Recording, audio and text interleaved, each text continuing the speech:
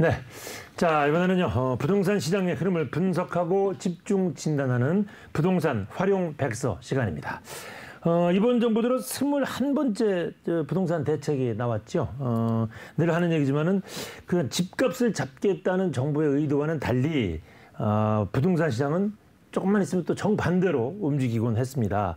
잠시 주춤하다가 일정 기간이 지나면 다시 상승하고, 그래서 또 정부는 추가 대책 내놓고, 이런 악순환이 반복되는 모습 여러분들도 참 많이 보셨을 겁니다. 정부의 규제책이 부동산 시장을 안정시키는 데는 역시 한계가 있지 않나, 이런 지적들이 계속 나오고 있습니다. 이 이야기 나눠보겠습니다. 송승현 도시화경제대표 나오셨습니다. 어서 오십시오. 네, 안녕하세요. 네. 참 많이도 내놨어요. 21번. 그렇죠? 네. 그동안 21번 어떤 뭐 의지의 표현은 분명히 있는 것 같은데, 네. 그렇죠? 한번 네. 쭉 이번 정부 들어서 나왔던 경제 그 부동산 대책들 개략적인 총평을 하신다면 어떻게 하실 수 있을까요? 21번이 나왔다라면은 네. 뭐 잘 시장에서 반응이 좋았겠습니까? 21번 정도 나왔다라면 그렇죠. 사실 시장에서 부작용이 굉장히 많았던 것 같은데 네. 우선 뭐 내용들은 그렇습니다. 뭐 큰 틀을 보면 대출을 좀 강화를 했고 또 세율에 대한 그 강도를 좀 강화를 한 것 같고요. 또 임대 시장하고 매매 시장, 분양 시장을 종합적으로 관리를 한다라는 내용으로 보시면 되는데요. 이런 관리가 점차 강도가 좀 높아지고 또 관리 차원이 안정화를 가져올 수 있는 방안이라고 정부에서는 계속적으로 뭐 여러 가지 대책을 냈지만 시장에서는 이런 강도가 오히려 부작용으로 나타났고 그런 그 강도를 피하고자 여러 지역들 또 때로는 다양한 상품들로 풍선 효과들이 일어난 거예요. 그러니까 21번 동안 쫓아가고 도망가고 쫓아가고 도망가고 이런 시장이 계속적으로 반복이 됐던 것 같습니다. 그러니까 뭐 물론 완벽한 정책은 뭐 부동산 정책뿐만 아니고 모든 정책이 좀 힘들긴 하겠지만 그래도 이게 너무 좀 부족하고 좀 어설픈 정책들이 아니었나. 오히려 풍선 효과는 조금 전에 지적해 주신 것처럼 더 여기저기서 막 지역적으로 산발적으로 집값 상승이 이루어지고 이런 것들이 오히려 시장을 불안정하게 만든 거 아닐까요? 네, 그렇게 볼 수가 있겠죠. 네네. 그러니까 이게 시작된 게 처음에 강남 4구로 시작을 했을 거예요. 강남 4구로 시작을 되다가 어떤 규제가 들어오고 나니까 마용성이라는 말이 또 탄생을 맞아요. 하고. 애초에 목표는 강남을 잡자 했잖아요. 예, 그렇다가 마용성이 나오고 그 이후로 노도강, 안시성, 뭐 김부검, 뭐 별의별 계속 말이 나오는 겁니다. 근데 이런 것들이 풍선 효과의 연속으로 나오면서 시장들이 뜨거워졌던 것 같고요. 규제 지역뿐만 아니라 비규제 지역으로 계속 도망가면서 그 비규제 지역 같은 경우는 일반적으로 규제 지역보다 상승분이 더 크단 말이에요. 그러면은 그 비규제 지역에 있었던 실수요자들은 원래는 주택을 매수하려고 했었지만 이런 풍선 효과 때문에 실제 수요자들도 피해를 보는 현상까지 나타났다라고 볼 수가 있겠습니다. 네, 여기 지금 뭐 가격 동향 보면은 진짜 많이 올랐어요, 그죠? 저 숫자로 수치로 좀 나오고 있습니다. 이게 잘못하면은 이 나와 있는 지역이 어쩌면은 투자 유망 지역으로 뽑을 정도로 보도들 되면서 굉장히 뭐 그 풍선 효과가 일어나고 그런 현상들이 나타났습니다. 뭐 조정 지역이 되면은 앞으로 우리 동네 집값 많이 오를 거라는 광고하는 거라고. 심지어 어떤 보도를 보니까 뭐 어떤 특정 지역은 우리 지역 가자 뭐 이런 말까지도 있습니다. 그러면 결국은 이렇게 정리해 볼 수 있을 것 같습니다. 이거 어떤 그 수요가 몰리는 상황에서 이런 여러 가지 핀셋 규제가 결국 투기 수요를 막는 데는 역부족이었다. 이렇게 정리를 해도 되겠죠? 네, 그렇죠. 지금 이 핀셋으로 찝으려고 할 때마다 그 핀셋을 피해 다녀요. 그러니까 말이에요. 그 핀셋을 피해 다니는데 그거보다도 또 문제는 뭐냐면은 아까 우리 앵커님이 말씀하신 것처럼 어쩌면 그 조정 대상 지역이나 그 투기과열 지역으로 지역이 선정이 된다면은 그곳은 또 가격을 끌어올리는 어쩌면 그 훈장을 다는 것처럼 굉장히 인지도가 올라간단 말이에요. 그래서 이 지역이 비규제 지역뿐만 아니라 조정 대상 지역이라든지 투기과열 지역, 투기 지역까지 덩달아서 다 같이 올라 버리니까 이게 단순히 그 핀셋으로 잡으려고 하지만 그게 한계점이 계속적으로 나타나고 있는 겁니다. 이번에 며칠 전에 나온 그 대책을 좀 하나씩 좀 뜯어보겠는데 일단은 그 조정 대상 지역, 뭐 수도권 대부분 지역이 조정 대상 지역이 됐고요. 네.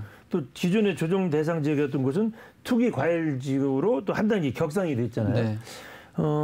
앞으로 이제 어떻게 보면은 이게 여태까지 정책에서 빠져나가면서 풍선 효과 났던 거 이런 것들을 한번 철저히 근절해 보겠다 이런 그 정부의 의지는 확고한 것 같아요. 지금. 네, 항상 의지는 확고하긴 한데 몇몇 지역 같은 경우 지는 지금 또 빠져 있는 것들이 있어요. 그래서 아마 뭐 김포 얘기 벌써 나오더라고요. 네, 벌써 언론에서 나온 것들 그 지역의 중개업소는 지금 전화기에 불이 난대요. 아이고. 그 정도로 빠진 지역 같은 경우는 완전히 뭐 아까 말씀한 것처럼 가재아처럼 다른 지역도 기다리고 있는지도 몰라요. 거기에다가 규제가 점점 광범위하게 넓어지다 보니까 결국은 이런 규제가 동일하다 그러면 다시 또 서울로 오는 거예요. 그러니까 서울시나 아까 강남 4구 뭐 마용성 이런 지역 같은 경우는 추가적으로 또 양극화가 일어날 가능성도 꽤 높고요.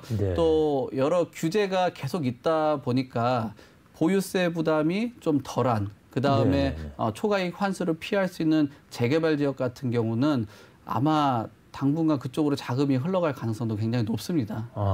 그러니까 이런 부작용들이 모든 지역을 똑같이 규제하지 않는 이상 뭐 계속적으로 일어날 수밖에 없는데 또 모든 규제를 똑같이 한다면은 다음에는 우리 차례였는데 우리에서 왜 똑같이 규제하냐면서 또 반발이 일어날지 않을까라고 생각도 합니다. 네. 조금 전에 그 CG에서 나왔습니다만 결국 강남 잡기를 위해서 시작했던 것이 그리고 아까 보니까 대전까지 다 내려가더라고요. 네. 대전 같은 경우는 예전에 서울시가 올랐던 수준 정도로 아주 폭등장까지 이루어졌기 때문에 할 수밖에 없었던 상황인 것 같습니다. 자, 이제 이런 정책이 나오고 보니까 결국 이제 여러 가지 또 전문가들이 이런저런 또 걱정되는 얘기들을 또 하시잖아요. 뭐 일단은 좀 실수요자들은 오히려 부담이 커졌다. 실수요 꼭 필요한 사람 어떻게 살라는 얘기냐. 그다음에 뭐 갭 투자, 뭐 원정 투자를 잡겠다는 여러 제한 조치를 했는데 이게 과연 실효성이 있겠느냐. 이런 여러 가지 의문들이 나오더라고요. 우리 대표님 어떻게 보세요? 네, 저도 보도 자료를 한번 살펴봤는데요. 뭐랄까 지금 그 기존주택 전입 의무 기간이 6개월로 줄어들었어요. 아마 이사를 많이 다녀보셨던 분들은 6개월이라는 기간이 이게 직장 생활하고 집을 구하고 만만치가 않을 겁니다. 그 기간이 짧아졌기 때문에 굉장히 부담감으로 시간적 부담감으로 작용할 수밖에 없고요.